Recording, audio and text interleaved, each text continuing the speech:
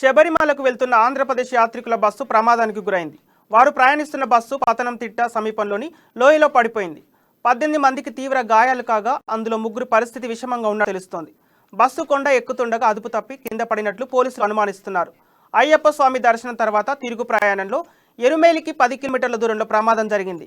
Bus break down కావడం వల్లనే ప్రమాదం జరిగిందని ప్రాథమికంగా గుర్తించారు.